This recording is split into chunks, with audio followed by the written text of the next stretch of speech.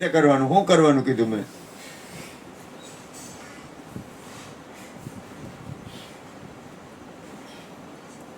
મેં તમને ગુરુ કૃપાથી એક ધ્યાન આપ્યું ને માં આપ્યું ને એ ધ્યાન તને આવ્યું ને મેં તમને એક ધ્યાન આપ્યું ગુરુ કૃપાથી એ ભજન હવે શરૂઆતમાં જ બોલ્યો કૃષ્ણ એમ કે જે ભજન કરવાનું છે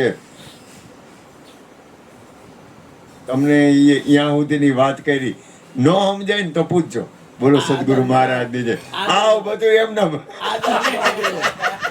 અને યાદ રાખજો કરતો હતો ને ઉપદેશ ત્યારે મેં કીધું મફતમાં કોઈ વસ્તુ મળે ને એની કિંમત ન થાય કોઈ પણ ચીજ તમને મફતમાં મળી જાય ને એની કિંમત નહીં થાય એની પાછળ તમે મહેનત કરો ને પછી તમને જે આનંદ આવશે ને એ મફતમાં મળી જાય ને એમાં આનંદ નહીં આવે એમ આત્મકલ્યાણ પાછળ મહેનત છે મહેનત એટલે કોઈ ક્રિયા નથી પોતાના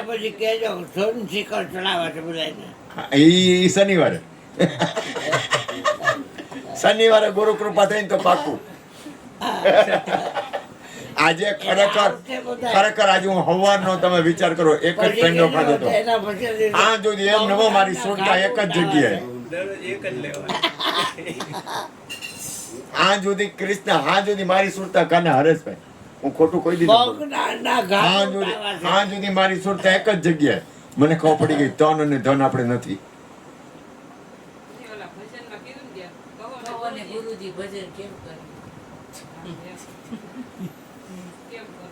ઈ તો શીખવાડ્યું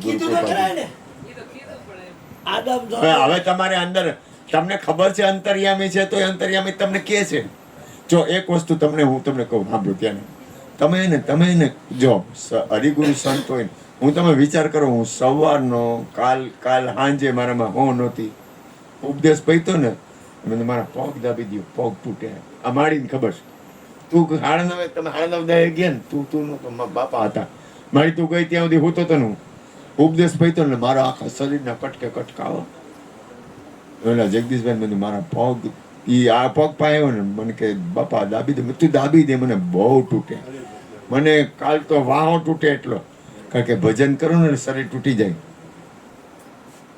સંસારના ઘૂઘરામાં શરીર ઓછું તૂટે કારણ કે મનને અને શરીરને ખોરાક મળે આમાં મનને અને શરીરને ખોરાક ન મળે જય અશેકબેન ત્રણ ચાલુ કરું બાપુ ખીજાતો નથી રૂપિયા સત્ય નથી યાદ રાખજે છેલ્લા ડચકે રૂપિયા કામ નહીં આવે પૈસા તો મને જરૂર છે પૈસાનું ના નથી પડતો પૈસા કમાઓ મને કોઈ વસ્તુની ના નથી પણ પૈસા સત્ય નથી ભૂલ ગોથા પૈસા જરૂરી જ છે હું ખાસ યાદ રાખજો ભૂલ ન કરતા મહેનતના પૈસા ખાવ છો ને તમને હું વંદન કરું પણ એનો અર્થ એ નથી પૈસા સત્ય સત્ય તમે હો એ ભૂલી જાવ છો સાચું બોલું હું પૈસા સત્ય નથી પૈસા તમારું સાધન છે જરૂરી છે 100%. શરીર સત્ય નથી શરીર તમારું સાધન છે 100%. શરીર વગર કાંઈ નહીં થાય શરીર વગર આ ઓલી છોકરી રોવા માંડી હતી પણ કાલે ઉપદેશ થયો ને પછી એ કે બાપુ તમારા શરીરની અમારે જરૂર છે તમારે નો જરૂર હોય તો કાંઈ નહીં કે અમારે આવી રીતે આનંદ કરતા કરતા જવું હોય તો ક્યાં જવું આવો સત્સંગ આવો ભજન આવી રીતે અમને તેડાવે કોણ તેડાવશે આવી રીતે કોણ આવી રીતે સત્સંગ કરશે કોણ વાત કરશે શરીર તમારું સાધન છે જરૂરી છે પણ શ્રેષ્ઠ તમે છો શ્રેષ્ઠમાં શ્રેષ્ઠ મારી આંખ છે ને મારી આંખ એમાં નસો આવી જાય મારી આંખમાં નસો આવે સત્યનો નસો આવે અને મને અંદર મને તમે માનો ન માનો હું ગમે કાંઈ પણ હોય ને મને ગમે કાંઈ પણ મને એક જ ઉદ્દેશ હોય હે પરમાત્મા કોઈનું ખરાબ ન થવું જોઈએ કોઈનું અમંગલ ન થવું જોઈએ કોઈને તકલીફ ન પડવી જોઈએ કોઈને દુઃખ ન થવી જોઈએ મારી નિરંતર પ્રાર્થના કરતા હું એક જ પ્રાર્થના મને કોઈ સત્સંગી છે કોઈ ઉપદેશી છે કોઈ ઉપદેશી નથી એની એને કાંઈ મતલબ નથી આ લાઈટ છે તો લાઈટ એવો ભેદ કરે કે જ્ઞાનીને હું લાઈટ આપીશ, અજ્ઞાનીને લાઈટ નહીં આપું? એટલે લાઈટ ભેદ નથી કરતી, ગુરુ ભેદ કરે. આ લાઈટ કોઈ આત્મ તત્વ પામેલા વ્યક્તિએ લાઈટ આપી છે, વિદ્યુત એને શોધ્યું છે. લાઈટ ભેદ નથી કરતી અને હરિગુરુ સંતો ભેદ કરે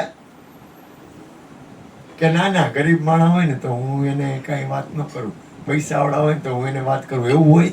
અથવા કોઈ અજ્ઞાની હોય તો એ ન હોય, જ્ઞાની હોય.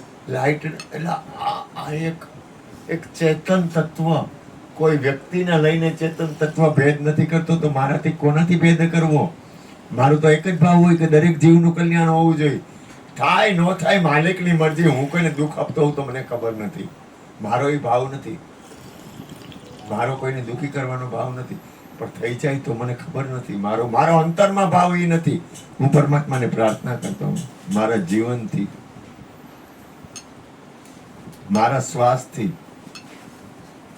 મારા મનથી, મારી વાણીથી, મારા જીવનથી કોઈને દુઃખ ન લાગે અને કોઈનું અકલ્યાણ તો ન જ થવું જોઈએ.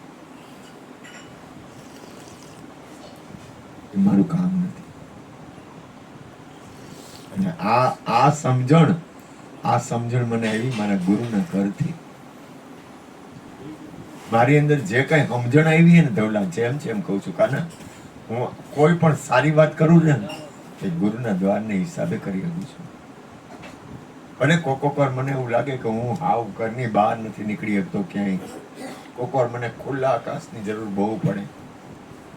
ખુલ્લા બગીચામાં બેઠો હોઉં, પંખેડા બોલતા હોય, સરોવર હોય, નદી નાળા હોય. ના મારું શરીર હાલે નહીં, હેરાન કરવા કોઈને તકલીફ. મારું શરીર જ નથી હાલે. મારું શરીર ને કાના પર આધીન છે. મારા પગ આ તો ખાલી તેથી ખબર ને અહીંયા તો આ કેવું મને ઉપાડવો કેવો પડ્યો તો કંચનબેન.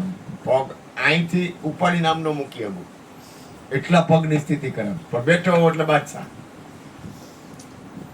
પણ તમે મને એમ કહો કે હાલવાનું કે કઈ કરવાનું કે કઈ, એટલે મને નાના ભાઈ ઘણી વાર કીધું મને કે તને દવાખાને તું હમણાં ઘણા ટાઈમ ત્યાં મારે કાંઈ નથી કરવું, હાલે ત્યાં સુધી હાલવા દે, શરીરને જે કરવું એ કરવા દે. એ શરીરનો ધર્મ હાલે સહન થાય ને. મારી કેવી કેપેસિટી ખબર? કાલે પરમદી જમણવાર હતો. હવે જમણવાર હોય ને ખીચામાં 1 રૂપિયો નંબરે, હોમાં કાંઈ ઘટે નહીં. 1 પૈ નંબરે. મેં જો ઓલા પાસે માગી લીધા, ઓલા પાસે માગી લીધા, ઓલા પાસે માગી લીધા. હવે કેની પાસે માગવા? 1 રૂપિયો નહીં. જમણવાર કેમ થાય ને? ભજન ના જોઈ 10,000 ઉપર ભજન ના જોઈ. 1 પૈ નહીં. આની પાસે કઈ મારા બાપનો નોકર થોડો હે ઘડીએ કેવું ઓને કઈ ઘડીએ થોડું કહેવાય. 1 પૈ નંબરે. અને કેવી કૃપા થઈ ગઈ ખબર? 10,000 વધ્યા. 10,000 વધ્યા એટલે મને હક તો વરે નહીં. અભાગ્યો જીવ. મારી માં ક્યાં ગઈ? ઓય બાપા. એટલે મને એમાં મેં કીધું બબુડિયાને હવાના. મેં કીધું બબુડિયા કામ કરી. મેં કીધું આમ તો કરી. મેં કીધું બબુડિયા, મેં કીધું કામ કરી આપણે શનિવારે હે ને, મેં કીધું આજે હવાના પરમાં ગુરુ મહારાજની કૃપા હવાના પરમાં. મેં કીધું અશ્વિની તને ખબર મારી પાસે કેટલા રૂપિયા હે? અશ્વિની ખુશ થઈ ગયો. આની પાસે રૂપિયા. હરેશભાઈ ને ખબર છે અમે પાસે રૂપિયા હોય એટલે અમે કઈક તું હાલ જલ્દી એને પ્લેનમાં લઈ જવાના હતા, ટ્રેનમાં લઈ જવાના હતા. રૂપિયા હોય ત્યાં સુધી હક વરે જ નહીં. અને મેં કીધું અશ્વિની હવાના પરમાં કીધું અશ્વિની, મેં કીધું 10,000 રૂપિયા મારી પાસે. અશ્વિની મોઢું મેલ્યું. ગુરુજી મને મેં કીધું તું આયા આપણે શનિવારે જમણવાર કરવાનું હે હાજી તે તો પૂરું કરી નાખ્યું. એ કઈ ચિંતા ન કરતા. એટલે મને કે કાંઈ વાંધો મેં તો શનિવારે તું મને મેં કીધું ગમે એટલા વાપર. શનિવારે મેં કીધું આપણે બધાને તેડાવા હે કીધું સત્સંગ પ્રસાદ ને ભજન. મને પૂછ્યું અટલ સરોવર ક્યાં આવ્યું? અટલ સરોવર જવું છે ક્યાં? આવું કાલે એ નહીં ઓલો કાળા અશ્વિન, કપડાવાળો. તેને લઈ જાસી જવું હા એટલે મને મેં કીધું જો મેં કીધું આપણી પાસે પૈસા હોય ને એટલે એનો સદુપયોગ. હા હું તમને એક જ વાત કરું કિશોરભાઈ એક વાત સાંભળો તમે. કિશોરભાઈ એક વાત કરું, ખાલી એક જ વાત. તમે ઘરે હો અહીંયા તો ઈશ્વરિયા પાર્ક છે. નવું બન્યું, નવ એ. વર્ષ પછી. હા, અહીંયા સસલા ને બધું હોય, કબૂતર. એવું કઈ નથી. પોટલી ને એવું હોય. નવું આખું ડેવલપ કર્યું. તળાવ બનાવ્યું છે. ભજન પાર્કો ને એવું બધું એટલે તળાવ. એમાં હોડિયા હાલે. એવું હાલે ને. ફરવાનું. અટલ સરોવર. સરોવર એની આજુબાજુ આ ડેમે ભરાઈ જવાનું છે હવે. આર્ટિફિશિયલ તળાવ. હે? હા. તમે જઈ બચો અટલ સરોવર. હા, અમે છીએ એ ભાઈ મને પૂછે છે, મેં કીધું ભાઈ આંધ્રાના ગામમાં ટોપલામાં મિરર લઈને નો જવાય, કોઈ અરીસો લે નહીં. તમારે ટેબ્લેટમાં કરી દે. હા. ત્યાં બેઠા બેઠા ટેબ્લેટમાં થઈ જાય ભાઈ એમ કરો પછી અને દિગંબરના ગામમાં ધોબી ઘાટ નો ખોલાય. કારણ કે કોઈ કપડા વિના જો ધ્યાન આપો. તમને એક વાત કરું કિશોરભાઈ, તમે ઘરે હતા અને અહીંયા છો, ફેર લાગે છે? જગદીશભાઈ, તમે ઘરે હો ને અહીં સત્સંગમાં બેહો, ફેર લાગે? કના તું તારા ધંધામાં નહીં હોય, ઘનાને તો ફેર પડે જ નહીં, કારણ કે આખો દી એમાં નવરીનો થાકી જાય, અહીં જે તૂટી જાય કે અહીંયા તો ફેર પડે જ નહીં, કારણ કે આની અંદરની સ્થિતિ ભરી જાય. અરે આ બાપા તો ભજન કરે ને, ભજન ગાય છે ને. બાપા સાચું બોલજો, તમે આખો દી હો અને સંત ભજન આ ઘરમાં આવો એટલે તમને અંદરની વૃત્તિ અને સ્થિતિમાં ફેર પડે કે નહીં?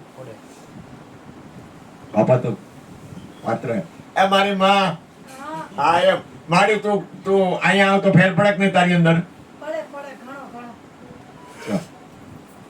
આ રણકે એમ હવા ફેર કરવા જ આવે એમ કે હા એમ આ હે ને આ ભૂમિ હે ને, આ ભૂમિ જેવી ભૂમિ નહીં થાય, ચેતન ભૂમિ હે. આની અંદર તમારામાં તાકાત હોય ને એવું ભજન કરો. આ ભજન ભૂમિ છે.